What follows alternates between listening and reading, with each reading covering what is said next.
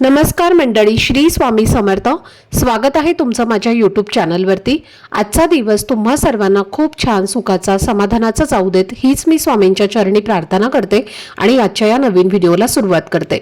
पण त्या अगोदर तुम्ही माझ्या चॅनलवरती जर नवीन असाल तर चॅनलला पण लगेच सबस्क्राईब करा आणि कमेंटमध्ये श्री स्वामी समर्थ लिहायला अजिबात विसरू. उद्या 18 मार्च वार आहे बुधवार आणि या दिवशी हिंदू वर्षातील शेवटची अमावस्या येणार आहे.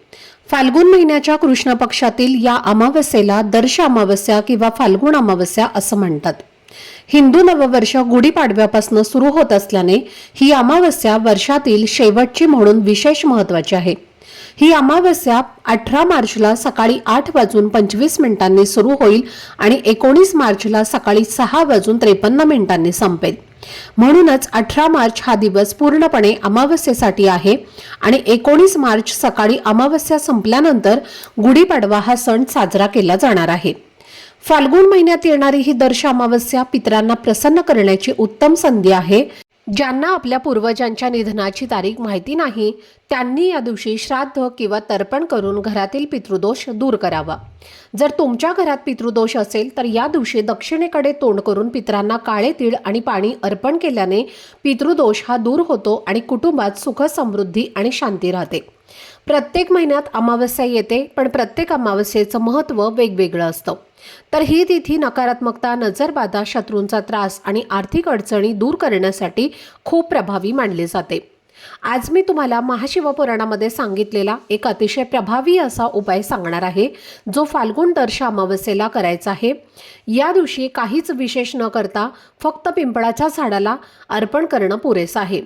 या उपायाने घरातील आजारपण दूर होतं, घरात समृद्धी आणि संपन्नता वाढते, गरिबी आणि दरिद्रता दूर होते, मुलांच्या प्रगतीला चालना मिळते आणि घरात अखंड लक्ष्मी नांदते.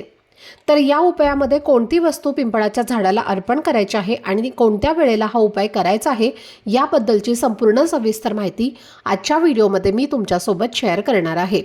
त्यामुळे व्हिडिओ हा स्किप न करता शेवटपर्यंत नक्की पहा, जेणेकरून तुमच्यापर्यंत योग्य ती माहिती पोहोचेल. आणि तुम्ही माझ्या चॅनलवरती जर नवीन असाल तर चॅनलला पण लगेच सबस्क्राईब करा आणि बेल आयकॉनला पण प्रेस करा, म्हणजे मी जेव्हा कधीही नवीन व्हिडिओज अपलोड करेन त्याचं नोटिफिकेशन सर्वात आधी तुम्हाला मिळेल आणि तुमचा एकही व्हिडिओ हा मिस होणार नाही. तसेच हाईप बटनवर सुद्धा क्लिक करा.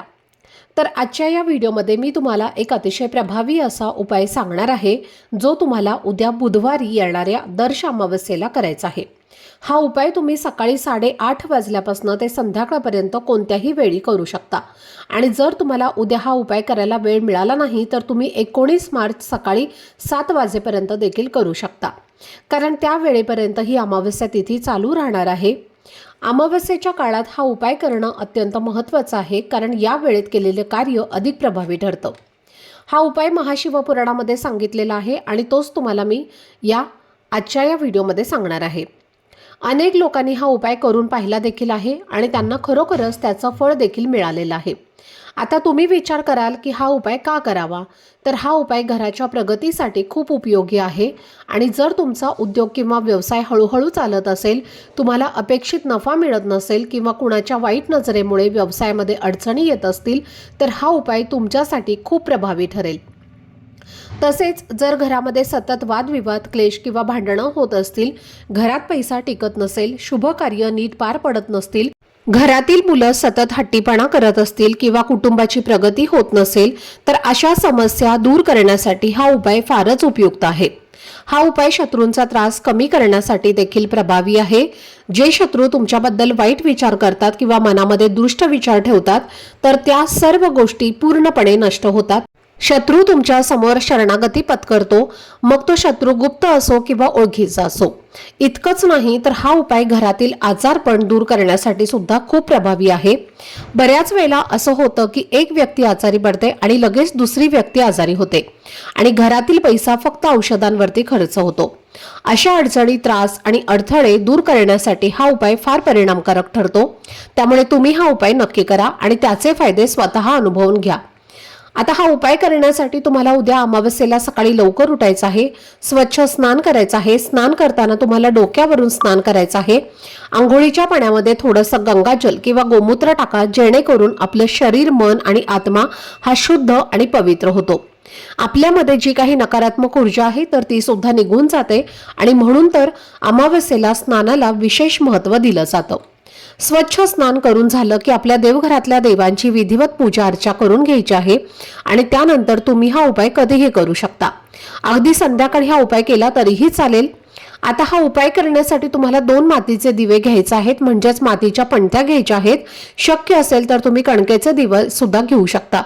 त्यानंतर त्या दिव्यामध्ये तुम्हाला दुहेरी लांब कापसाची वात घालायची आहे आणि शुद्ध गाईचं तूप घालायचं आहे। तूप घालण्याचा जास्तीत जास्त प्रयत्न करा। तूप नसेल तर तुम्ही तेल घातलं तरी सुद्धा चालेल। त्यानंतर तुम्हाला 2 तांदळाचे दाणे घ्यायचे आहेत। एक तांदूळ हा तुम्हाला कुंकुमाने लाल करायचा आहे आणि दुसरा दाणा हा तुम्हाला हळदीने पिवळा करायचा आहे। त्यानंतर 1 लोटा जल घ्यायचा आहे आणि त्यामध्ये थोडेसे तीळ टाकायचे आहेत। तर तुम्हाला काळे तीळ टाकायचे आहेत आणि काळे तीळ तुमच्याकडे नसतील तर गंगाजल टाकायचं आहे, थोडंसं हळदी कुंकू टाकायचं आहे आणि हे जल आणि हे 2 दिवे आणि 2 तांदळाचे तुम्हाला दाणे घेऊन तुमच्या घराजवळ असणाऱ्या पिंपळ वृक्षाजवळ जायचं आहे। पिंपळ वृक्ष हा कितीही छोटा असेल किंवा कितीही मोठा असेल तरी तिथे तुम्ही हा उपाय करू शकता। सर्वप्रथम पिंपळ वृक्षापाशी गेल्यानंतर तुम्हाला तिथे हे 2 दिवे जे आहेत तर ते प्रज्वलित करायचे आहेत आणि त्यानंतर तुम्हाला काय करायचं आहे, हे जल जे आहे तर ते पिंपळ वृक्षाला अर्पण करायचं आहे। पिंपळ वृक्षाला तुम्हाला हळद कुंकू अक्षदा फुलं अर्पण करायची आहेत। मिठाई असेल तर ती सुद्धा तुम्ही अर्पण करू शकता।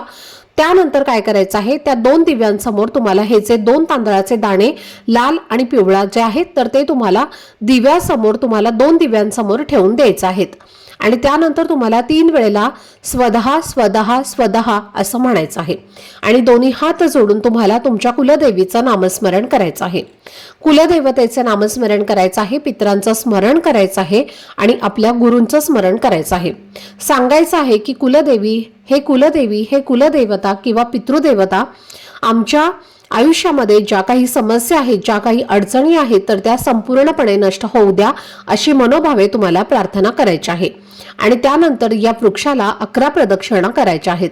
प्रदक्षिणा करत असताना तुम्ही ओम नमो भगवते वासुदेवाय नमः या मंत्राचा जप करायचा आहे आणि पुन्हा एकदा तुम्हाला या वृक्षाला नमस्कार करायचा आहे आणि प्रार्थना करायची आहे की हे बघा, या पिंपळ वृक्षामध्ये अनेक देवी देवता वास करतात। हा अमावस्येच्या दिवशी या वृक्षामध्ये साक्षात आपल्या पितरांचा वास असतो आणि या वृक्षाच्या पानांमध्ये साक्षात देवी लक्ष्मी यांचा वास असतो आणि खोडामध्ये भगवान विष्णूंचा वास असतो। म्हणून अमावस्येच्या दिवशी या पिंपळ वृक्षाची पूजा करण्याला अनन्यसाधारण महत्त्व आहे आणि म्हणून ज्या पण घरामध्ये हा एक उपाय उद्या अमावस्येला केला जाईल त्या घराचं सोनं झाल्याशिवाय राहणार नाही आणि त्या घरामध्ये ज्या काही अडीअडचणी सुरू आहेत तर त्या सुद्धा 100% दूर होतील। इतका हा प्रभावी असा उपाय आहे। शिवपुराणामध्ये सांगितलेला हा उपाय आहे आणि बऱ्याच जणांनी हा उपाय सुद्धा केलेला आहे आणि त्यांना त्याचं फळ देखील प्राप्त झालेलं आहे। त्यामुळे तुम्ही सुद्धा हा उपाय जो आहे तर तो करू शकता। जर तुमच्या घरामध्ये सूतक असेल तर हा उपाय तुम्हाला करता येणार नाही। या व्यतिरिक्त घरातील स्त्री पुरुष मुलं हा उपाय कोणीही करू शकतो। तर ही अत्यंत महत्त्वाची माहिती मला तुमच्यासोबत शेअर करायची होती। आजचा हा व्हिडिओ जर तुम्हाला आवडला असेल, माहितीपूर्ण वाटला असेल तर व्हिडिओला लाईक, शेअर आणि चॅनलला सबस्क्राईब नक्की करा।